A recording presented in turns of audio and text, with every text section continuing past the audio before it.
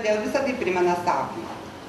Todėl ir sapnuoju Lietuvą su jos vaikystėmis, kasdienybė ir šventėmis, kaimo ir miesto gyvenimo, darbais ir džiaugsmais.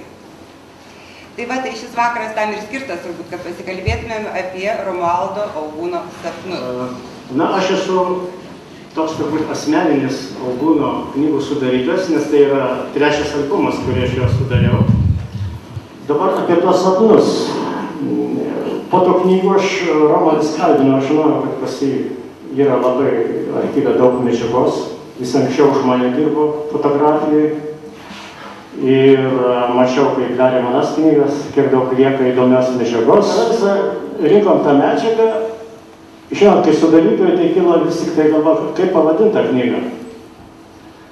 Po ilgų galvosūkių aš labai mėgstu dainuojamąją poeziją.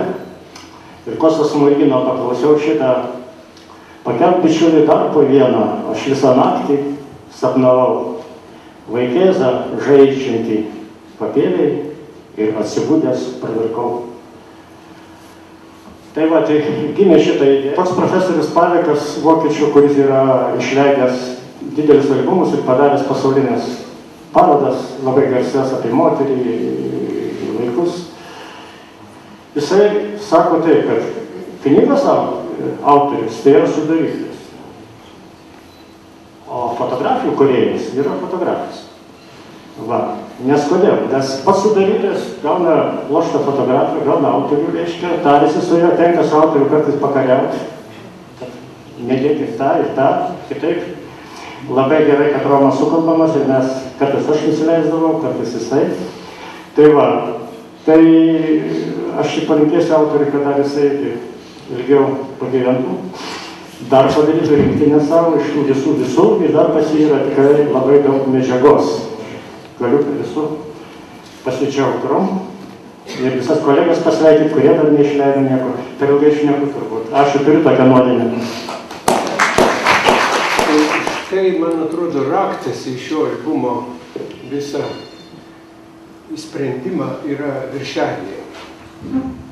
Tai tas namas, kuris, reiškia, toks nugyventas, griūnantis, jau sueižėjęs viskas, tai praeitis, o štai per langą žiūri ateitis. Ir pažiūrėkit, kokia šviesi ir kokia viltinga mūsų ateitis.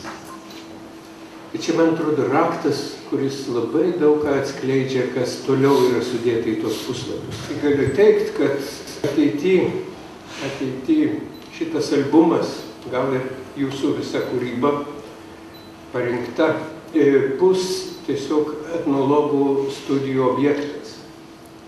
Čia galima iliustruoti bet kurį, reiškia, mūsų teiginį apie, na, dabar tai vadinasi jau antropologija, mandriau, nebe etnologija, mūsų gyvenimo realijos. Ir tokios realijos, kurias dabartinė karta jau, na, visiškai sunkiai suvokia. Suvokia ir tai šitoms studijoms, ateities studijoms, kaip mes gyvenam, ką galvojam, ką mąstėm.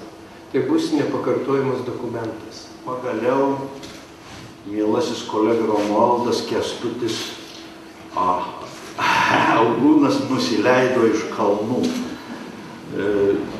Iš ties kalnuose daug romantikos, daug šalčių, bet šalimais mūsų vyksta dalykai, kurie mus nepaprastai jaudina.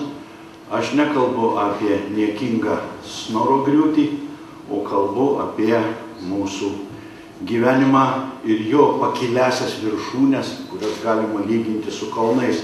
Ką aš kalbėsiu? Nieko aš apie save nekalbėsiu, apie kūrybą nekalbėsiu. Tegu kiti kalba.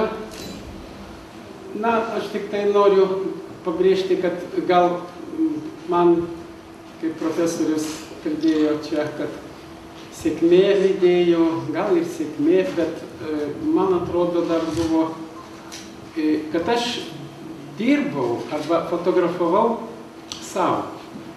Ne jokiam laikraščiui, tie, kurie dirba presoj, užsakovai, turi bėgti, ten padaryti būtent tą ir tą.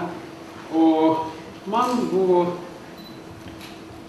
malonu tiesiog fotografuoti ir todėl gal. Ir taip, kai kurie darbai pavyko. Dirbo visa komanda, kurią aš ir noriu paminėti. Tai Aleksandras Macijauskas, sudarytojas, Auksė Macijauskaitė, tai yra dailininkė. Toliau buvo įžanginius tekstus parašė Skirmantas Valiulis ir Tomas Pabedinskas. Tomo Pabedinsko ir girdėjo. Čia susipažinot, matėt.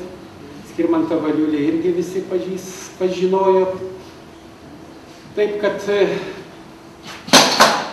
dėkoju visam šiam kolektyvui, dėkoju ir šeimai, kurie už tokį, nes tikrai daug darbo, daug negatyvų peržiūrėta, reikėjo skanuoti, retušuoti. Čia maždaug 2 metų tęsiasi šitas dalykas ir, aišku, daug laiko atėmiau ir nuo šeimos. Taip, kad dėkoju visiems, ačiū.